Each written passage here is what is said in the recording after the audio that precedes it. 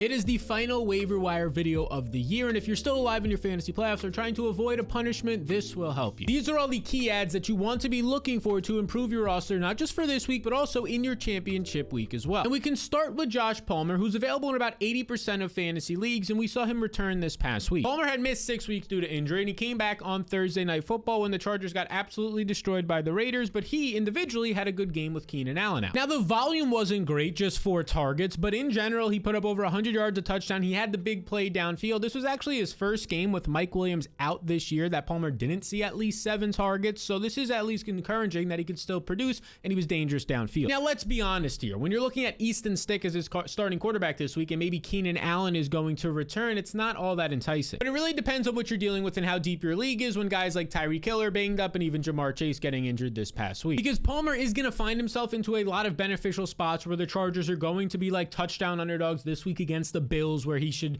be in a situation they're going to throw 35, 40 plus times. If Keenan Allen's out there or not, you're probably looking at minimum 5 targets for Josh Palmer, a talented receiver who can win downfield. That's better than a lot of waiver wire options. And not to mention the Chargers are eliminated from the playoffs, and Keenan Allen might not really be pushed to come back all that quickly here. As somebody who's an older receiver, not fighting for anything, is he going to try to get out there, or are they going to try and put him out there? So all of this makes Josh Palmer an ad. He's like a top 5 wide receiver ad this week in my tiers over on Patreon and in the Fantasy Blueprint, so he's somebody to look out for. And now, if you missed the boat on the Isaiah Likeleys and even the Trey McBride, you go back a couple of weeks, these tight ends off the waiver wire who have now been every week starters for you, well, maybe this can be a fill-in for you. The Packers' 3rd round rookie tight end, not their first rookie tight end taken in the draft, that was Luke Musgrave, but he's hurt. This will be Tucker Kraft. And it's more than likely that he's available in your league because he's currently available in 97% of leagues, and considering a lot of people are probably eliminated from your playoffs at this point, yeah, there's not that much competition to add him. Now, the 3rd round rookie is actually making his impact felt a lot more on this young Packers passing attack, especially when you consider the recent injuries. Kraft has 50 receiving yards in back-to-back games and has scored in 2 out of his last 4 contests. The young tight end is seeing a lot of opportunities, and look, they drafted him like they do with most of their receivers and tight ends like Luke Musgrave we saw, because he was extremely athletic and tested well at the combine. These are the player profiler workout metrics.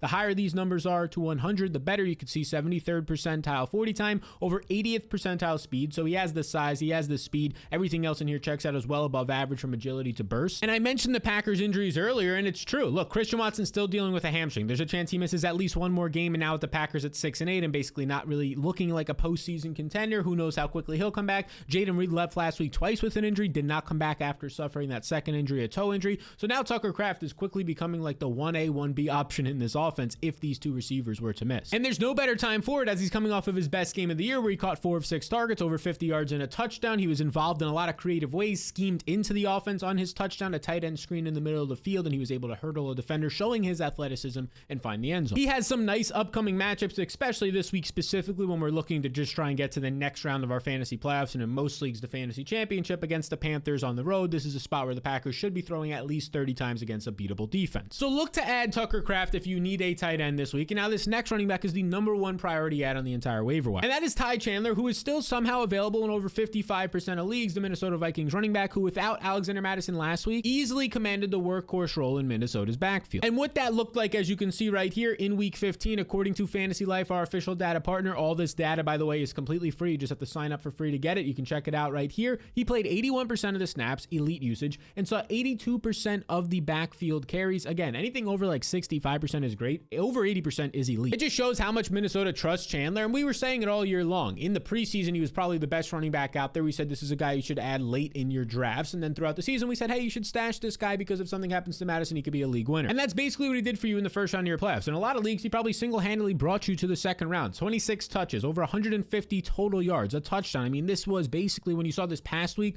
very similar to performance to guys like Kyren Williams, who's been a stud all season when healthy. This was by far the best Vikings running back performance. When you look at all the other guys in Madison and Cam Akers this year, he is the most dynamic and explosive back. And even if Madison returns next week, I still expect Chandler to be heavily involved, because Madison, for the most part this year, is ranked outside of like the top 40 to 50 running backs in most efficiency metrics, when Chandler is top 10 in that same department. This reminds me last year of how Jaylen Warren was starting to break out with Najee Harris, the veteran, who was less efficient. Except the big difference here is Najee Harris was a first-round pick for Pittsburgh, and Alexander Mattison was not that. They paid him this offseason, but nothing crazy in terms of money. They can just give this ball to Chandler. Minnesota is still fighting for the postseason, so I'm expecting them to go with their best players, and that would be Chandler. Nice matchup against a struggling Lions defense, and then maybe the best matchup you can get right now in the fantasy championship, week 17 at home against the Green Bay Packers. So Chandler is the #1 priority ad at his position. Now, before we get to this next guy who is a priority ad at his own position, be sure to hit the subscribe button, as over 60% of people are not subscribed to the channel who watch. A lot of people just don't realize it. Takes 2 seconds, so just go and do that. Now, that guy who's the priority ad at his position is Isaiah Likely, who is still available. Now, a lot of you might have missed out, but he's available in over 50% of leagues right now, and he's basically showing to be the Mark Andrews week in and week out of this offense. And when you look at the production profile in college and where he tested at the NFL Combine, he is a better overall prospect than Mark Andrews. Of course, their NFL production speaks for itself.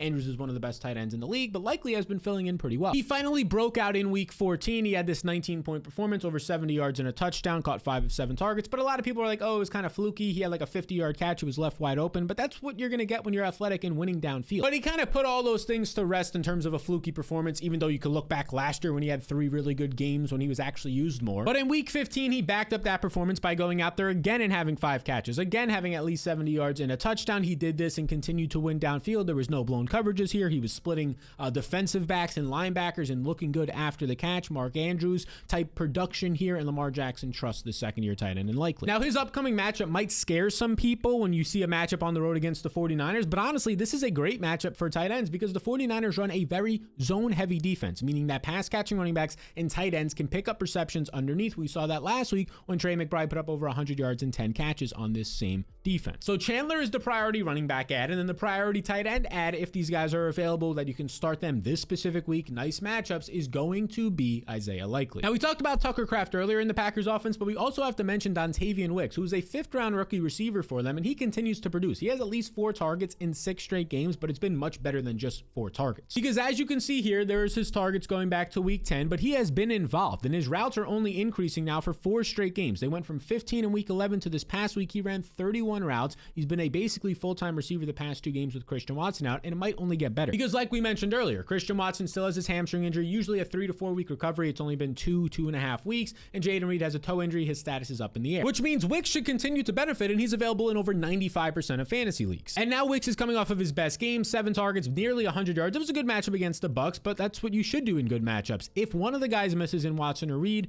Wix is a nice option in deeper leagues. Now, this next guy is also still a strong option. Odds are he's picked up in your league, but still available in over 50% of Yahoo leagues, so we have to discuss him. And that would be Clyde EdwardsHelaire, who probably slots in right behind Tai Chandler as a priority ad for me. Now, if you want to just guarantee that you get a starting running back this week, I would say that Clyde EdwardsHelaire maybe has a little bit of a better chance, but there's also a chance that Pacheco returns. So here's what we have to say about CEH. He's just been a workhorse back the past 2 weeks for the Kansas City Chiefs, and here's what I'm talking about. In week 14, we talked about this last week, 48% of the snaps, that seems like, oh, he only split the backfield with McKinnon. No, he had 65% of the rush attempts, and McKinnon mostly saw his usage in the 2-minute offense when the Chiefs were trailing pretty much the entire game against the Bills, but that wasn't the case, and it's not going to be the case most weeks like we saw in week 15, where you can see, according to Fantasy Life's data, 61% of the snaps, 65% of the rush attempts, and even ran more routes than Jerick McKinnon. He was a 3-down back. And that 3-down usage translated. Even though it wasn't a great matchup against the Patriots, they were 10-point favorites, so it just naturally became a good scoring environment, and that helps the starting running back. And it led to one of his best days ever as a pro, definitely his best day of the year this season, with over 100 total yards on 17 touches, finds the end zone, caught all 4 of his targets, involved basically everywhere for this offense. And the solid usage should only continue this upcoming week, and really for the rest of the season, assuming that Isaiah Pacheco remains out. If Pacheco's out this week, an 11-point favorite at home against the Raiders, who give up the 6th most production to opposing running backs, it becomes a must start for Clyde EdwardsHelaire, at least in your flex spot at the very least. So track Isaiah Pacheco's status this week, and also keep an eye on Arizona's injuries, because we saw Marquise Hollywood Brown leave last week with an injury, a heel injury, and he did not return. He basically played like a third of the game. And now because of this, the other wide receivers out there become a little bit appealing. And the guy that I'll put my finger on for this week, at least if Marquise Brown was to miss, would be the 3rd-round rookie Michael Wilson, the bigger receiver at 216 pounds, by far the biggest receiving option on this team. If we're counting specifically outside receivers, not like the tight end and Trey McBride, here's what happened in week 15. You can see Marquise Brown, he ran 29% of the routes before getting hurt. Michael Wilson returned from his own injury, has not played in a little while, immediately was a starting receiver, seeing 89% of the routes, operated as the #1 receiver on the outside. Now, the production wasn't anything great. He didn't put up a big game, didn't get a lot of volume, but again, this was his first game back from injury. And also, it wasn't a great matchup against the 49ers. We said the tight end can beat them, and that's what Trey McBride did. The wide receivers, especially a rookie on the outside, will struggle against the 49ers. But he'll have a more beneficial matchup this week, and assuming Marquise Brown misses, you can start Michael Wilson in deeper leagues. Now, the priority at the wide receiver position, we've talked about Isaiah Likely, we've talked about Tai Chandler, it's going to be Noah Brown of the Houston Texans. Because despite Noah Brown having to play with Case Keenum this week, he produced. He had over 20 points. He had 11 targets. He took advantage of a very bad Titans secondary. And yes, there was no Nico Collins, and yes, there was no Tank Dell, but that might continue moving forward. Definitely Tank Dell's done for the year, and Noah Brown might get CJ Stroud back. We've now seen Noah Brown put up the 20-point performance he had this week without Nico Collins, and earlier this year he had a 27 and a 24-point performance. He's been a top 10 wide receiver all 3 games without Nico Collins. But even if Nico Collins returns, I expect Noah Brown to be involved because there's still no Tank Dell. Robert Woods isn't really doing anything, and the other rookie receivers in John Mechie and Xavier Hutchinson on this team aren't standing out to earn more usage. So Noah Brown is averaging over 20 yards per catch this year, one of the highest numbers in the entire NFL. He's worth a start in week 16. Now you should also look to add Chase Brown, who we've talked about in previous weeks, but he's still available in 80% of leagues. And now here's the timeline for Chase Brown. Brown barely played the first 6 weeks of the season and missed 4 games on IR. But then in week 13, he started to see his usage increase, and in week 14, he had a 100-yard performance. Which now brings us to week 15, where we saw Chase Brown see some solid usage despite leaving the game with an injury. You can see right here, his rushing attempts hit a season high, 32% of the rushing attempts. Now his snaps went down to just 17%, but like we said, he left in the third quarter, went to the Blue medical tent with an injury, and basically didn't return until the late fourth quarter. He was on pace to set yet again his third straight week of season high snaps, probably around 35 to 40% of the snaps here, and he's being more involved in the offense, and he's producing per touch. In this past game, he earned 8 fantasy points, which isn't anything great, but it's a flex option in deeper leagues because he had over 50 total yards on just 10 touches,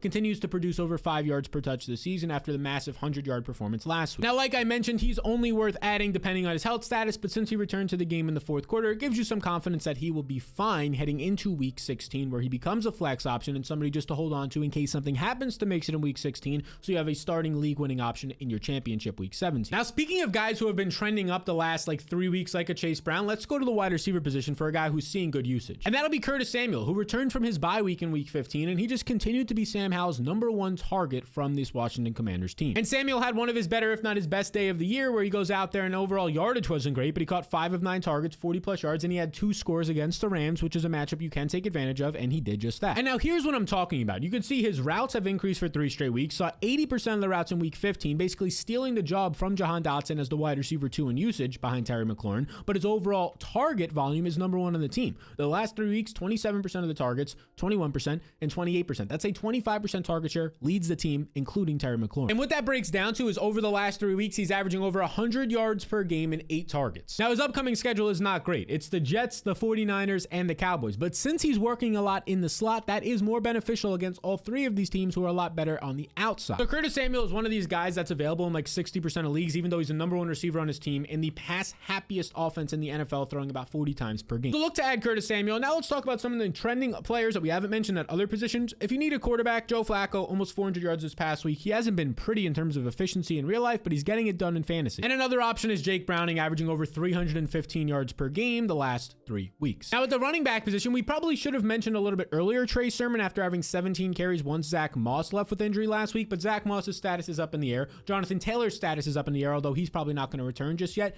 If indeed Zach Moss misses, I expect there to be a couple of backs involved here, but Trey Sermon, after seeing 17 touches last week, should be in line for at least a dozen looks in week 16. And now another running back who had a good week 15 in terms of usage was Zamir White. 70% of the snaps, 65% of the backfield touches. He had a 20-point fantasy day, helped a lot of league managers on Thursday Night Football when they were big favorites, but now Josh Jacobs might be returning, so track his status. If the guys we mentioned in this video at the tight end position aren't available, another option who's kind of been just this pick up and play when you can in good matchups if Donald Parham is out, Gerald Everett. He had nice targets, a good amount of volume from Easton Stick, 8 targets, 5 catches, 41 yards, an athletic tight end after the catch, a red zone option for this team, especially if Keenan Allen keeps dealing with injury. It's also worth pointing out that second-year Lions receiver Jamison Williams is starting to see a lot more usage. Maybe they're ramping him up for the postseason, but he ran the second most routes on the team for the first time this year, was out there for 72% of the plays, almost double any other week. Now, one last person to point out is going to be DJ Montgomery, a former New York Jet, and this is because, look, he was kind of the main option out there in the receiving game once we saw Michael Pittman go down last week. We'll see what happens with Pittman's status. There's, of course, Josh Downs still out there in this offense and Alec Pierce, but Montgomery filled in for that Michael Pittman role on the underneath stuff as the main target earner, the X receiver, somebody to look out for in deeper leagues. So these are the guys you should be looking to add this week to try and get you to your fantasy playoffs or avoid the toilet bowl in that league punishment. Now, later in the week, there will be a video about the best matchups for week 16 to help you get prepared to go to the fantasy championship, and when that's out, it will come up right here. And just a friendly reminder, again, over 60% of people, the far majority of people who watch these videos are not subscribed. It takes just 2 seconds, and we're very close to 100,000 subscribers. Appreciate you all a ton, and I'll see you in the next one.